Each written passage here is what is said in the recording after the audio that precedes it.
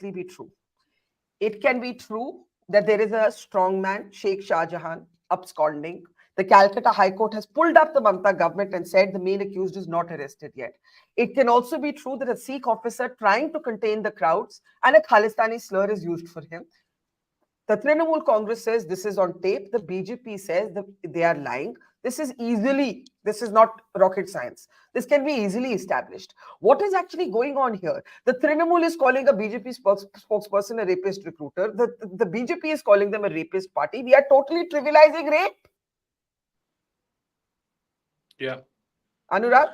Yes, Barka. So, Barka, look, I mean, for me, it's very clear. Barka, I'm not denying the fact that, Subhendu Adhikari, at the spur of emotion, out of anger, must have said that. And I think what disturbs me more, you're very right. We are trivializing rape, and it's not a small term. The allegation when Mr. Subhendu Adhikari makes a statement, the fight is not, the TMC or the cadre or the gentleman who's representing TMC. He's saying the entire BJP is like this. While the allegation from the whole of BJP is only on one leader, Mamata Banerjee. So I'm saying, as an individual, yes, there is Mamata Banerjee, what she's doing about it. And for me, if there's a comment about Khalistani or being an officer being called as Khalistani, is absolutely condemnable. But at the same time, if you ask me to equate between what is a priority for me to discuss, is definitely the persecution, the huge allegations against the persecution on women in Sandeshkhali will be a larger thing for me to focus upon, rather than just making a political score a political point here, because now But we've got a point to deviate the whole forget the Trinamool for a moment. What about the police officer? Forget the Trinamool for a moment. You're saying the Trinamool is trying to change the headlines. All right. What about that police officer? If that slur has been used for him, he is entitled as a Sikh to be absolutely outraged, right? Absolutely. If that slur has been used. He's entitled, Barka. He's entitled, and I think there should be a complaint filed on Subhendu Adhikari. By all means, I think the police officer can file a complaint. There can be judicial proceedings against Subhendu Adhikari. Now, because it is a politically very lucrative subject for them, it doesn't make sense to make it a national issue when calling names to the Prime Minister and the BJP as a whole party. I don't think this is something justified, because then again, 5 crores BJP karyakartas will come on the road, and you're not going to end up with any result. If yes, the police officer is offended, I think we all stand by the police officer here.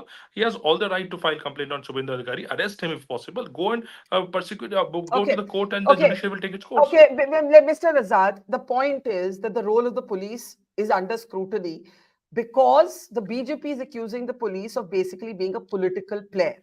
Right? That is actually what has happened here. They're flatly denying it. Riju says it's on tape, and I think we all know this can be easily established one way or the other.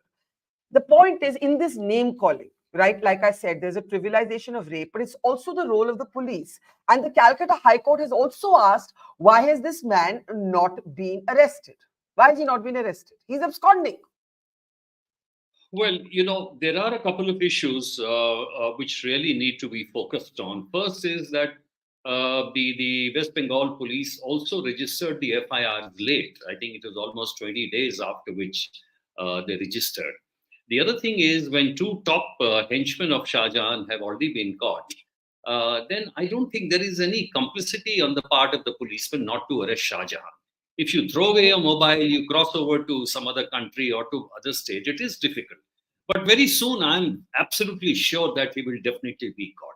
So there are questions, definitely. But Barka, in cases like this, when it is completely mired in politics from both sides, it is extremely important that who would you listen to?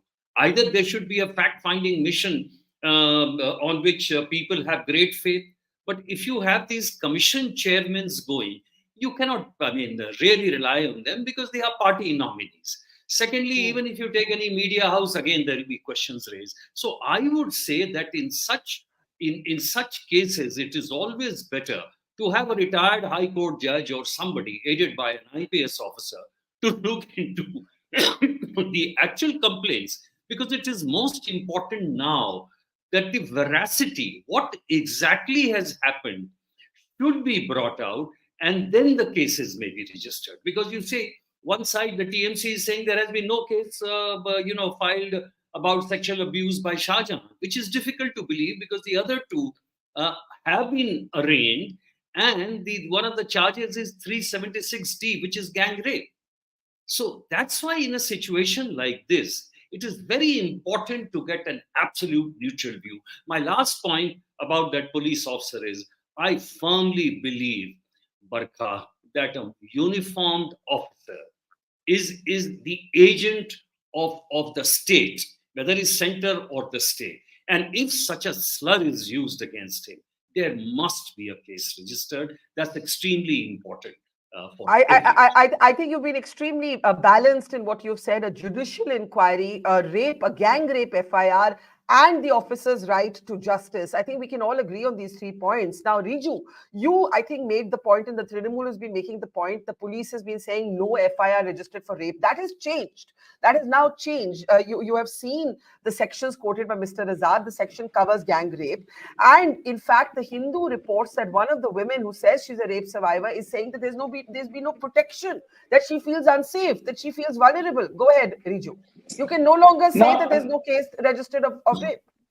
No, what I categorically said was there was no case, no FIR against Sheikh Shahjahan of any sexual torture of rape. But this is Sheikh Shah Jahan's area. This is an area dominated by him. And if the charge is not against him, it is, this is his area.